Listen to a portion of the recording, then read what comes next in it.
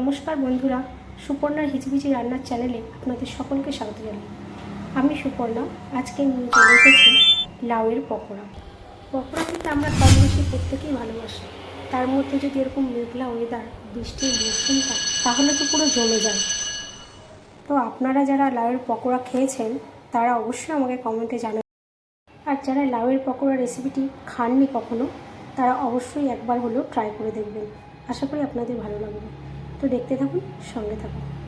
খোসা ছাড়ানো লাউগুলিকে আমি ঝিরি ঝিরি করে কেটে নিয়েছি। এতে এবার আমি নুন দিয়ে মেখে 5 মিনিটের জন্য রেখে দেব। লাউয়ে নুন দেওয়ার ফলে লাউ থেকে যে জল বেরিয়েছে সেটিকে আমি ছেঁকে বার করে নেব।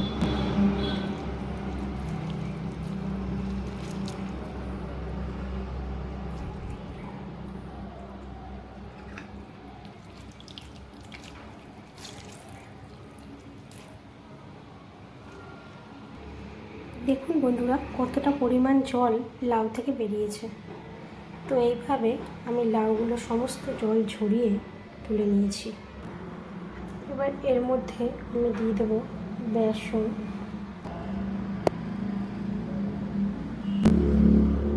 চালের গুঁড়ি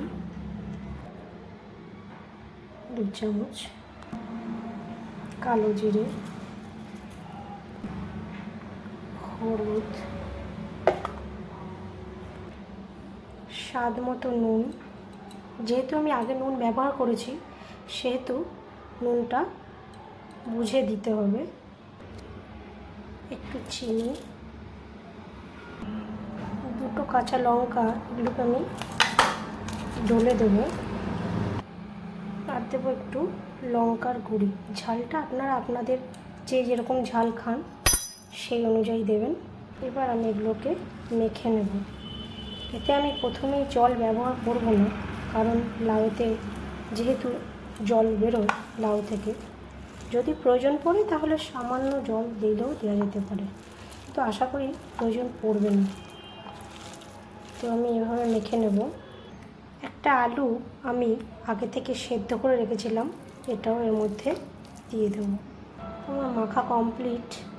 এবার আমি পকোড়াগুলিকে ভেজে নেব।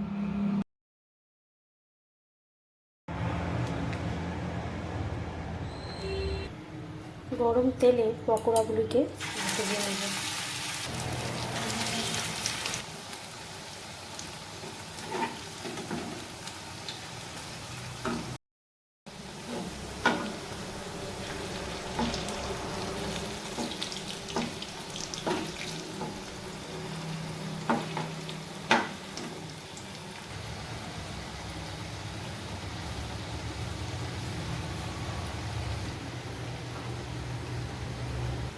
পকোড়াগুলিকে আমি লাল লাল করে ভেজে নিয়েছি, এবার তুলে নেব।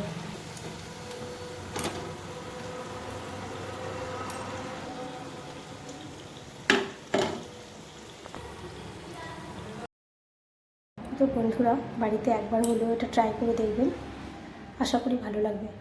তো আমার ভিডিওটা যদি ভালো লেগে থাকে লাইক, কমেন্ট, শেয়ার ও সাবস্ক্রাইব করে দেবেন।